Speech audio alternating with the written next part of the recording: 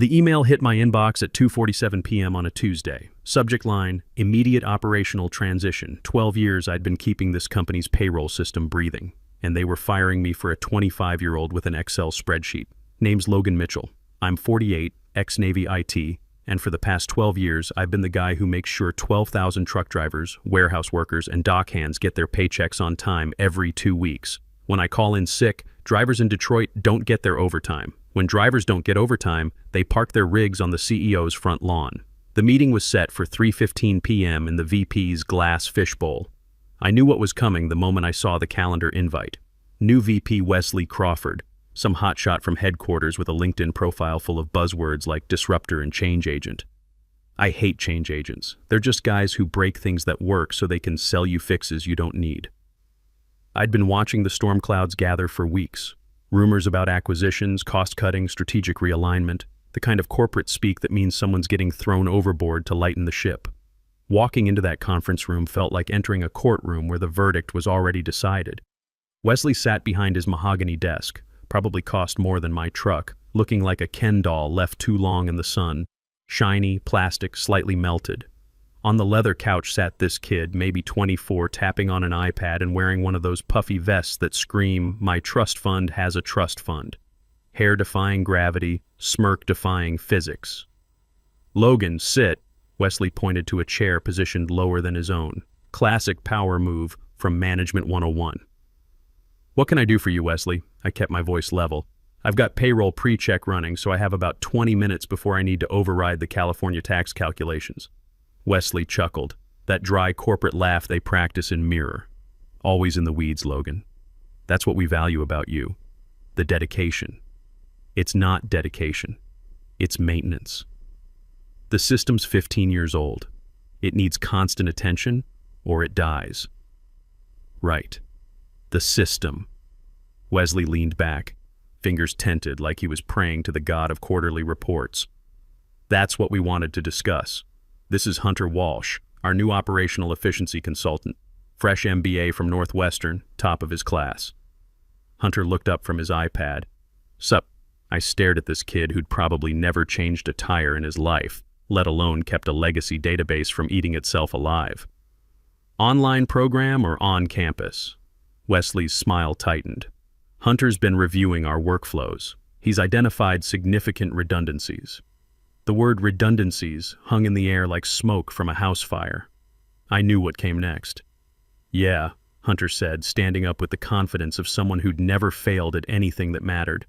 "I've been analyzing what you do, the scripts, the patches, all those manual processes. It's very 2005. It works," I said. My hands were steady, but my grip on the chair wasn't. 12,000 people get paid on time.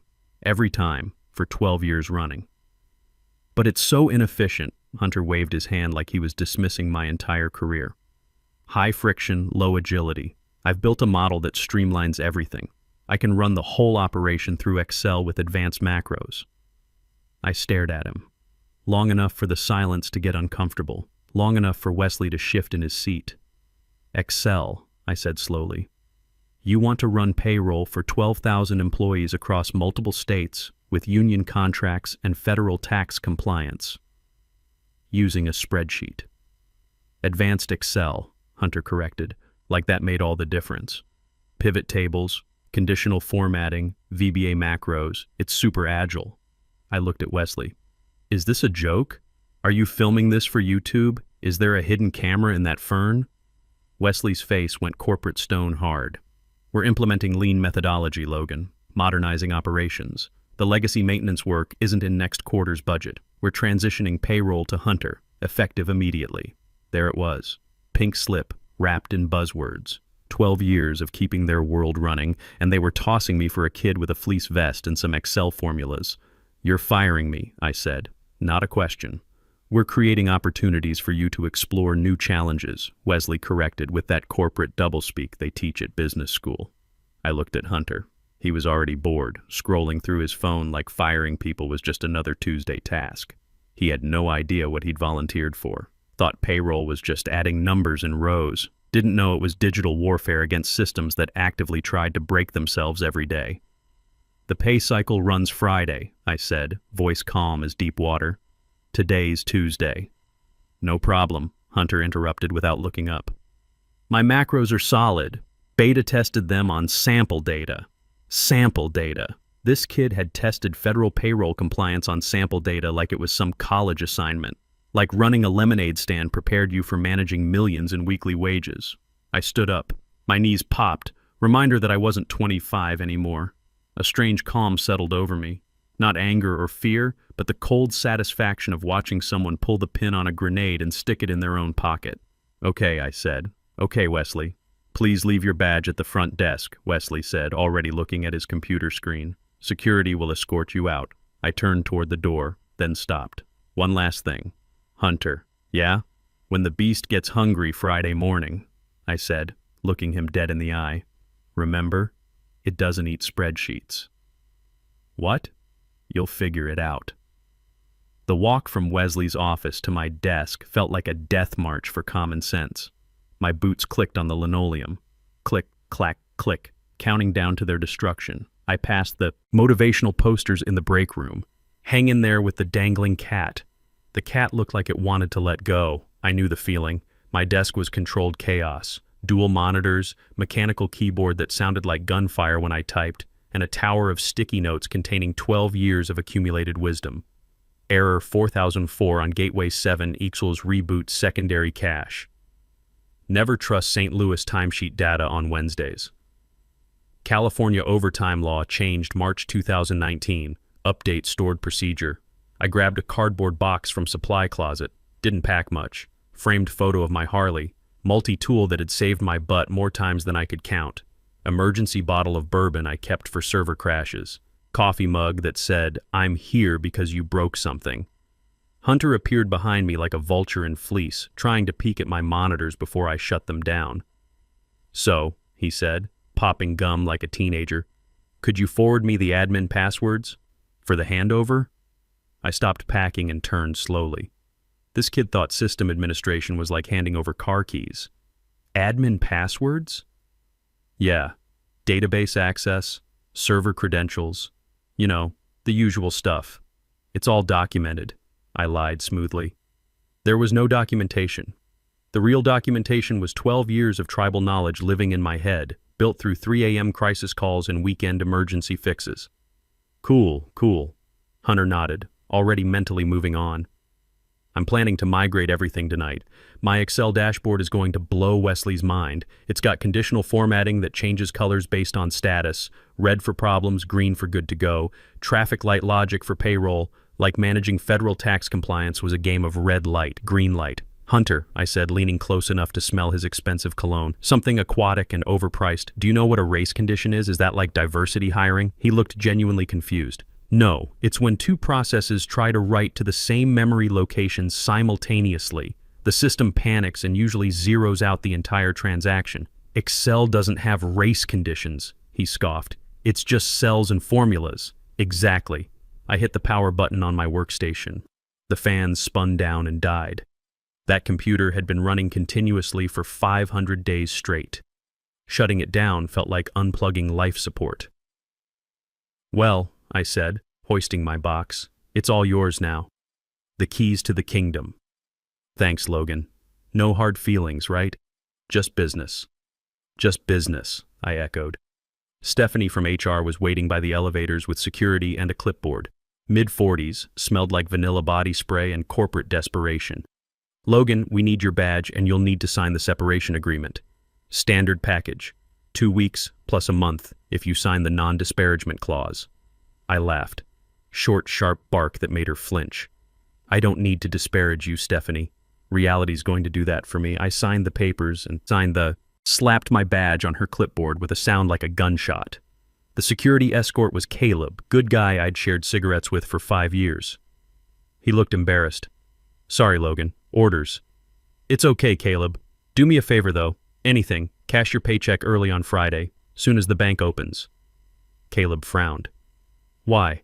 Just trust me. Before noon, Caleb. Before noon.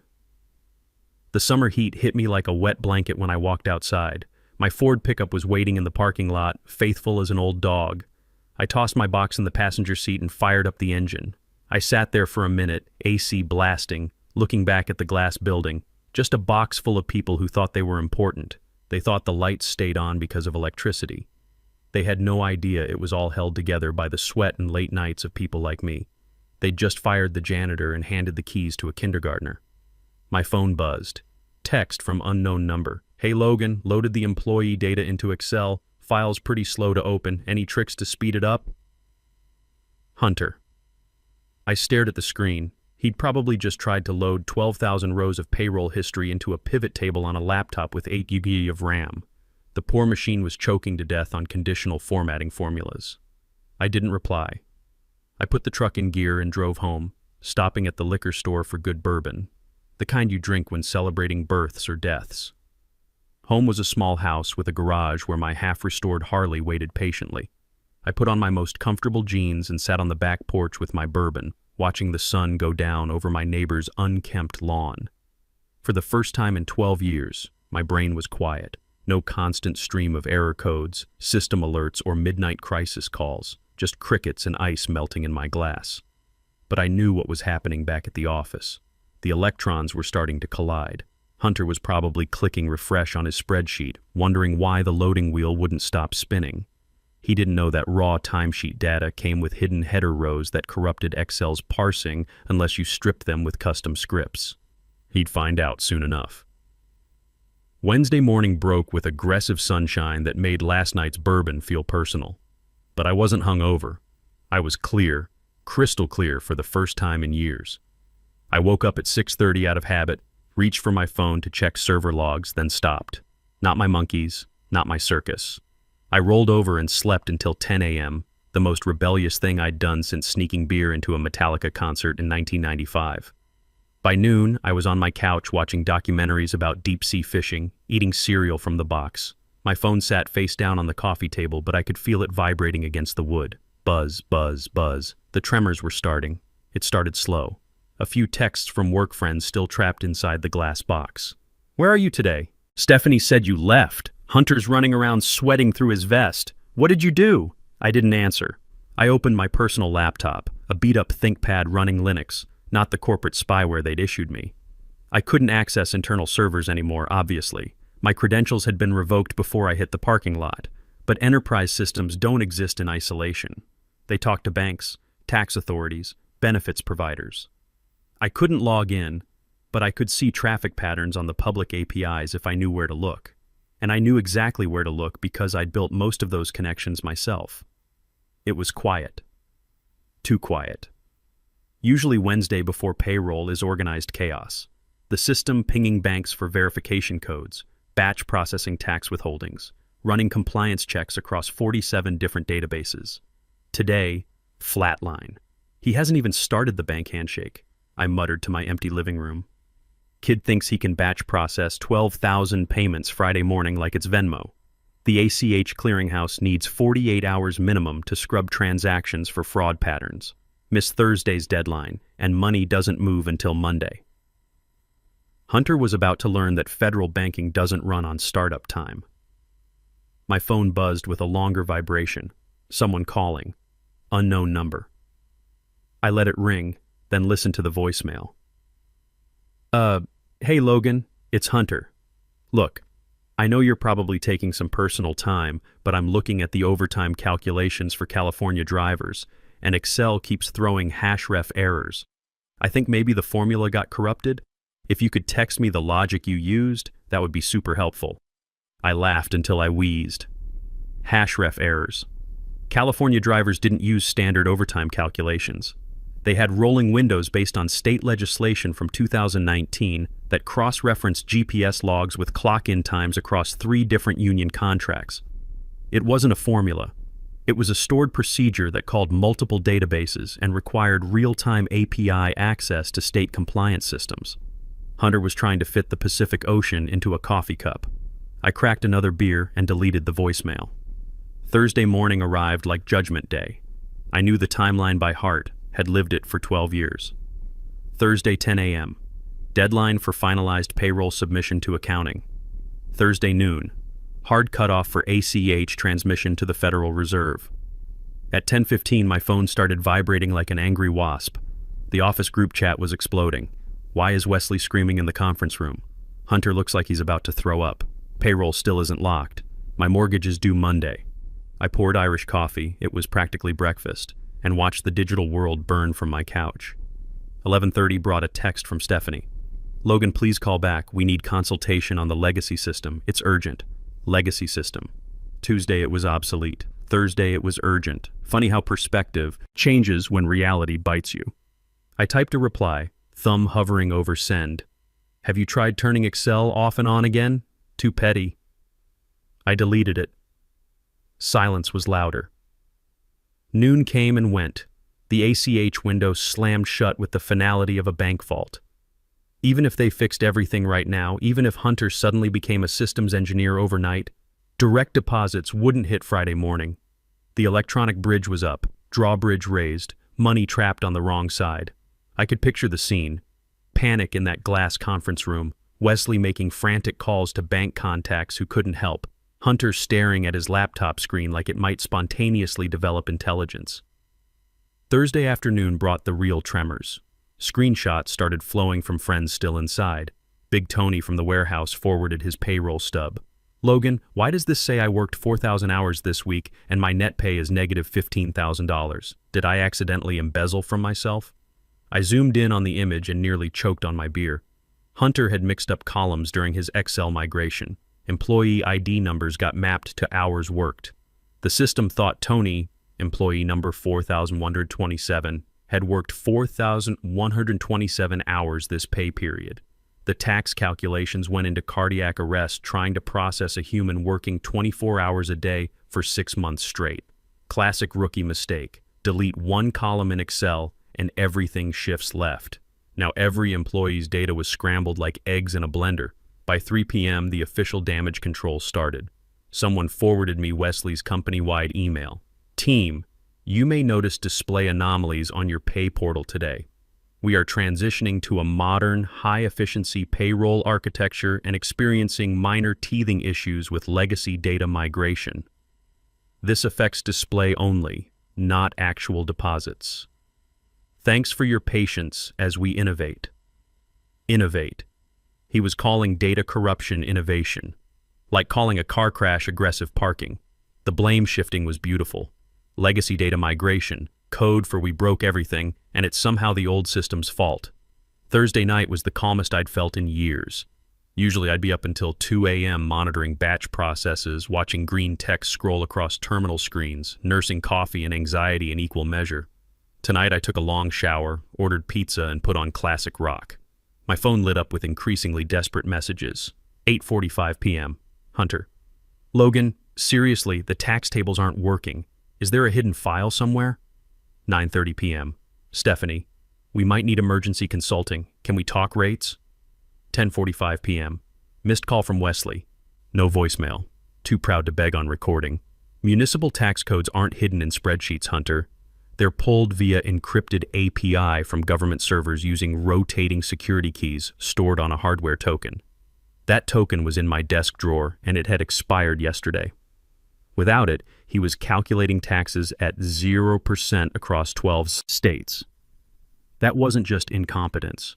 That was accidentally committing federal tax evasion on an industrial scale. I finished my pizza and went to bed early. Tomorrow was Friday.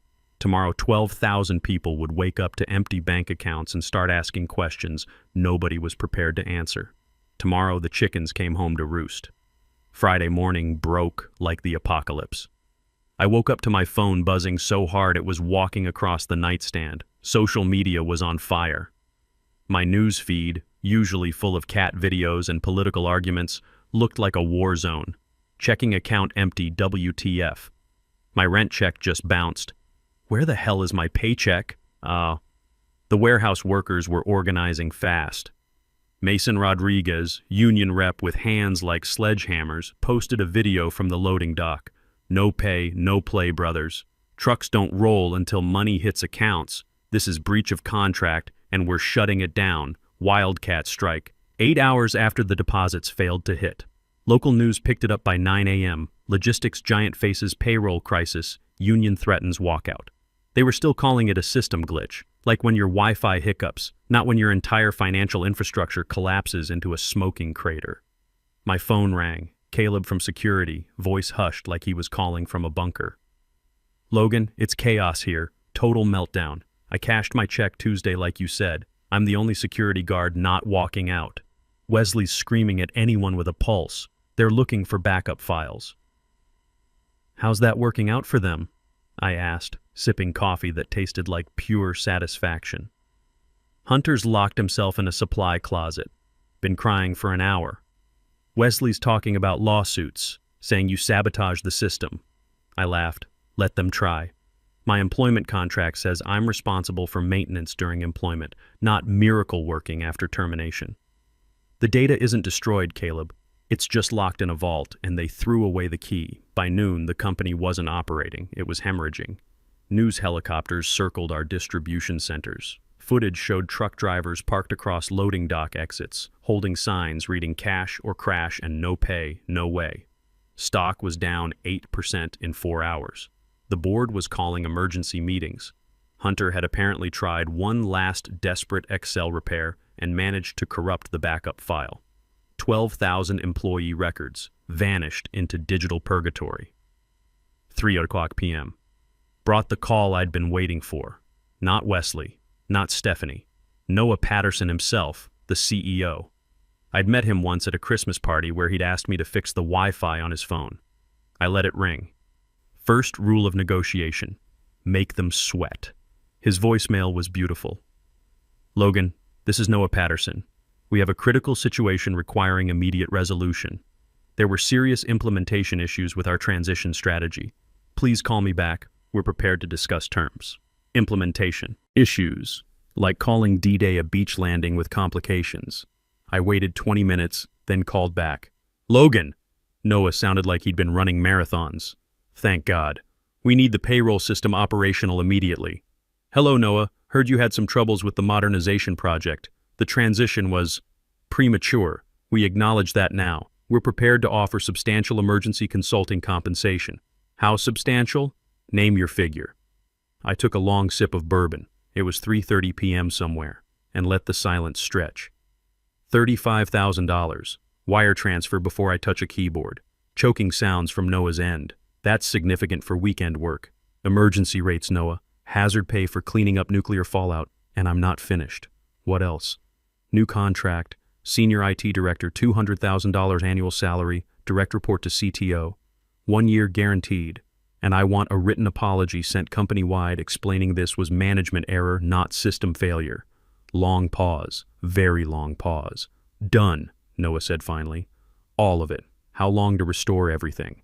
If Hunter hasn't completely destroyed the master database, 8 hours. If he has, 16. He might have deleted some core files," came a small voice in the background. Wesley, sounding like his soul had left his body. 16 hours then, plus bank processing time. I can get ACH transmission to the Fed by Saturday morning. People get paid Monday.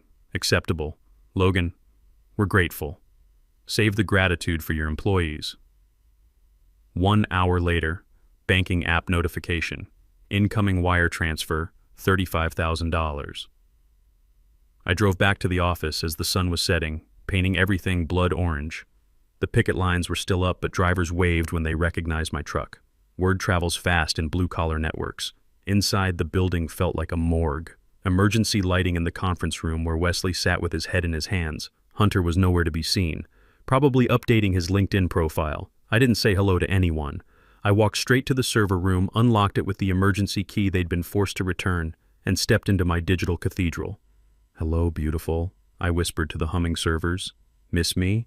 The next 16 hours were pure technical surgery. Unlocking frozen database tables, restoring corrupted tax algorithms, rebuilding the overtime calculations Hunter had demolished.